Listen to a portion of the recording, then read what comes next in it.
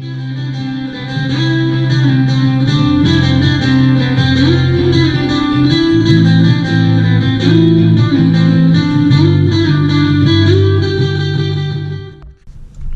everyone, this is Chow. I'm going to start off with I am a metalhead, and that has been for the past more than about 2 decades. My favorite band is In Flames, if you can't tell looking at these tattoos on my arms.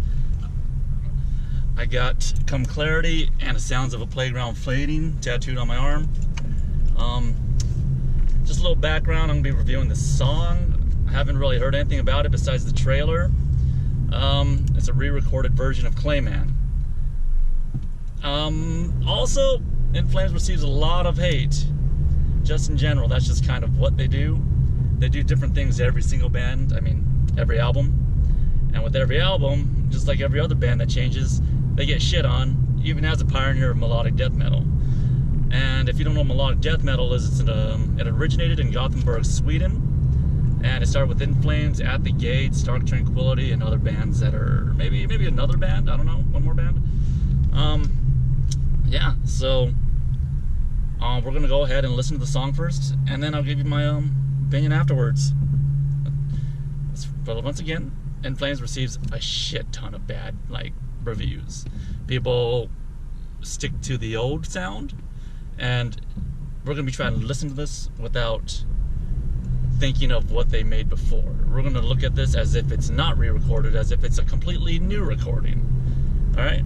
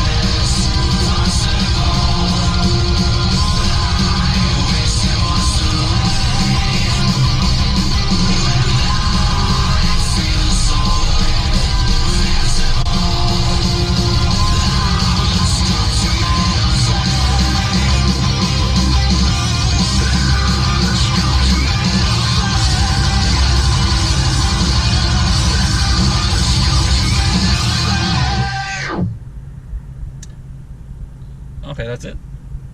Alright. That wasn't bad. It wasn't terrible. No, absolutely not.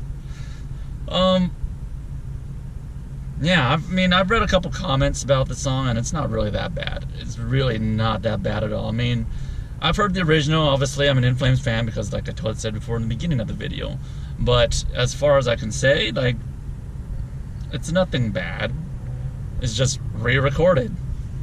And, like, the solo's a bit different. The outro's a bit different, if I remember correctly. I mean, I could be wrong, but I'm pretty sure there's a little bit of difference. The sound quality, it seems like they tried to take it back down to 1990s and tried to re-record it in the same kind of fashion with that same quality. It works both ways. I'm like I said, as long as you don't think of In Flames as what they were before, the music is absolutely fucking fabulous. Like, those riffs, fucking original. The fucking solos, everything they do, their leads, all fucking original. Like, no one can replace what they fucking do. Anders has a unique fucking voice. No one can do that scream. These damn Swedish people are fucking crazy good. You know what I mean? So, overall in this aspect, I'd give that song a good old 8 out of 10. It's like, no one else can copy that shit. It's something, like I said, original. It's something they made. It's something they redefined. There's people that don't like what they do. That's already a fucking given. What In Flames has going for them is just about 30 full years of music playing, albums, and sales that none of us have. I've been in a band. I could definitely say that evolution is a very big thing when it comes to making music. When you make music, you can't fucking sit there and think, oh, half my fans don't like the album, so therefore I'm going to change my idea. If you had an original idea, you go with it. Like, appealing to whatever these people want, it never works because, you know, look at In Flames right now. They just re-recorded Clayman, and nobody wants to enjoy it. All the old fans are still bitching. Like, they got all the old school riffs, they got the old school screams, and then now they're seeing them bitch about sound quality, production, and shit. It's like, Clayman really wasn't that much better. It's like, it really wasn't that much fucking better. The entire album is the exact fucking same, almost fucking note for note, and, you know, it still has that widespread appeal. If it still appealed to you back in the 1990s, then in 2020, let me tell you, all the new kids that are not even our age, it appeals to them too. Those kids that like metal, it appeals to them. And that's what matters, because they're going to still be making music and still making money where other bands are failing. And there's a lot of bands that fail. I mean, you could always be like Blink-182 or Amon Amarth and play the same fucking thing over and fucking over and still be fucking famous. People are going to like you, but you're still playing the same thing over and over, and you're always going to be overrated. And that's the actual truth behind being subjective reasoning. You'll always be overrated if you're just doing the same thing over and over and everyone likes you. But, you know, if you're always changing things up, people always shit on you. The same thing goes for trivia.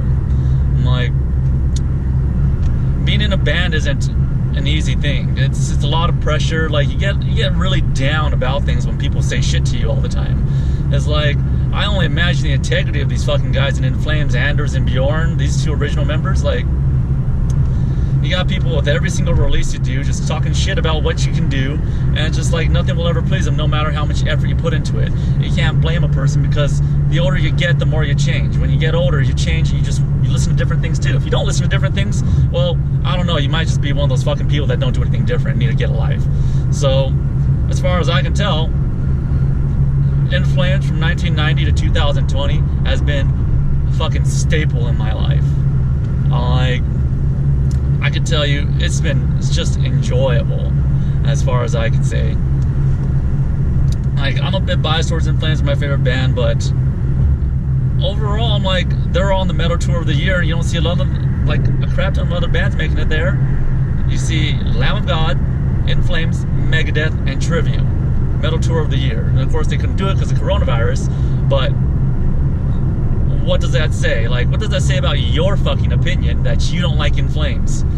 They're the ones on the tour of the year. Like, fuck, it's like saying having your own Knotfest. It's like, wow. Wow. So, just keeping it in mind, like, always support when you know you should.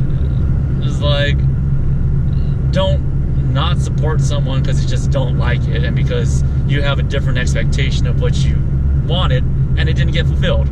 Like, that sucks. Yeah, it sucks, but you know, like, people all have expectations and they're selling you something. I mean, it might not meet your expectations, but guess what? I really wouldn't give a fuck if I was them either. As a musician myself, music is more important to me than the people that listen to it. And that's really all to say. But overall, Clayman re-recorded, I'll give it a straight 8 out of 10. It's good. It's good. Anyone who says differently is just holding on to the past and needs to get the fuck over it. Thank you for watching. This is Sound Vibes.